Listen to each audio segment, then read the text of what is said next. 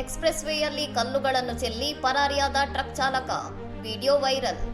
Greater ನೋಯ್ಡಾದ Dadri ವ್ಯಾಪ್ತಿಯ ಪೂರ್ವ peripheral express ವೇಯಲ್ಲಿ ಗುರುವಾರ ಮುಂಜಾನೆ ಟ್ರಕ್ ಚಾಲಕನೊಬ್ಬ ಉದ್ದೇಶಪೂರ್ವಕವಾಗಿ ಕಲ್ಲುಗಳನ್ನು ಹರಡಿ ಸಂಚಾರಕ್ಕೆ ಭಾರಿ ಅಡ್ಡಿ ಉಂಟು ಮಾಡಿದ್ದಾನೆ.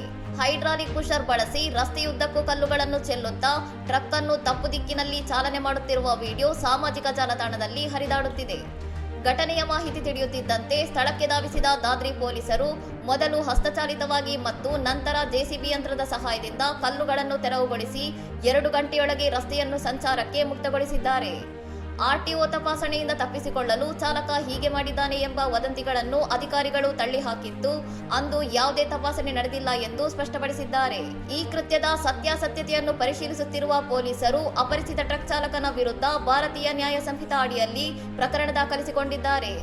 ಆರೋಪಿಯನ್ನು ಪತ್ತೆ ಹಚ್ಚಲು ಎಕ್ಸ್‌ಪ್ರೆಸ್ ವೇಯಲ್ಲಿರುವ ಸಿಸಿಟಿವಿ ದೃಶ್ಯಾವಳಿಗಳನ್ನು ಪೊಲೀಸರು ಪರಿಶೀಲಿಸುತ್ತಿದ್ದು, ಕಲ್ಲುಗಳನ್ನು ರಸ್ತೆಗೆ ಹಾಕಲು ಬಳಸಿದ ಟ್ರಕ್ನ ಕುರಿತು ತನಿಖೆ ನಡೆಸುತ್ತಿದ್ದಾರೆ. ಇನ್ನಷ್ಟು ಸುದ್ದಿಗಳಿಗಾಗಿ ನೋಡ್ತಾ ಇರಿ ಸೌರಂ ಟಿವಿ.